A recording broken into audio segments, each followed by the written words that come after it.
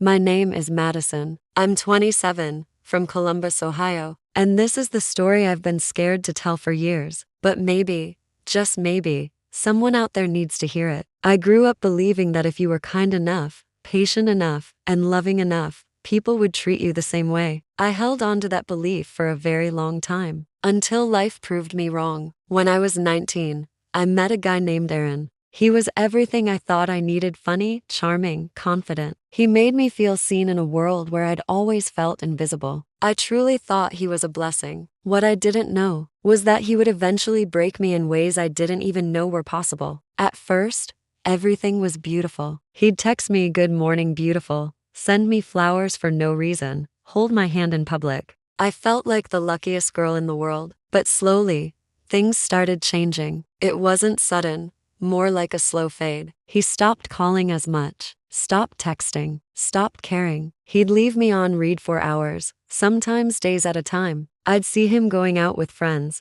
posting on social media, and just completely ignoring me. And when I'd finally get the courage to ask if something was wrong, he'd laugh it off and say, "Madison, you're being dramatic. Chill."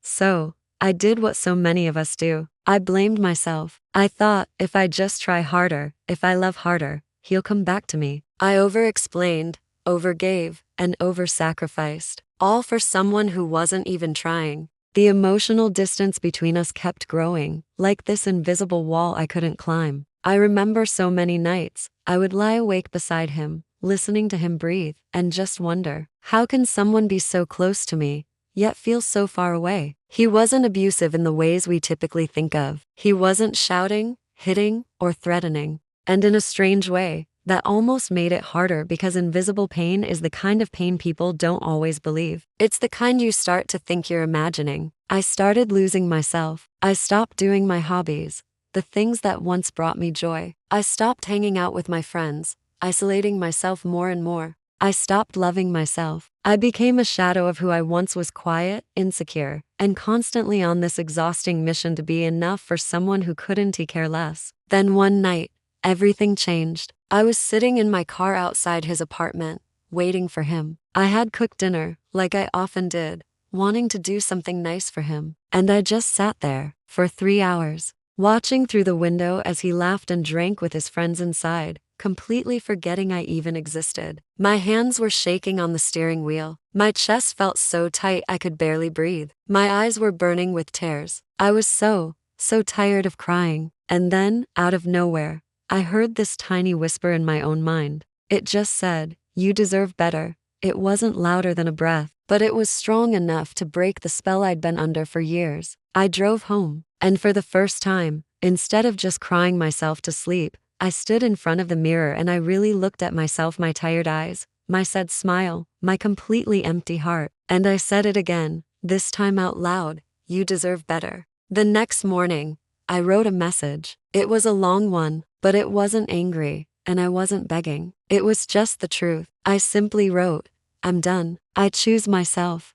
I blocked him. I deleted all the old photos. I unfollowed him on everything. I completely unattached myself. And for the first time in what felt like a lifetime, I felt free. Now, healing wasn't easy. It wasn't some magic overnight fix. Some days, I still cried. Some days, I missed him, or at least, I missed the version of him I thought he was at the beginning. But with each day that passed, I found another little piece of myself that I had lost. I started going out again. I started laughing again. I started really tasting my food again. I started dreaming again. And I started loving again, but this time, starting with me. Today, I'm not telling this story because I'm perfectly healed and have all the answers. I'm telling it because I know, for a fact, that someone out there watching this is right where I used to be. Loving someone who makes them feel profoundly lonely. Begging for attention they deserve without ever having to ask. Holding on to a person who is only holding them back. If that's you, please,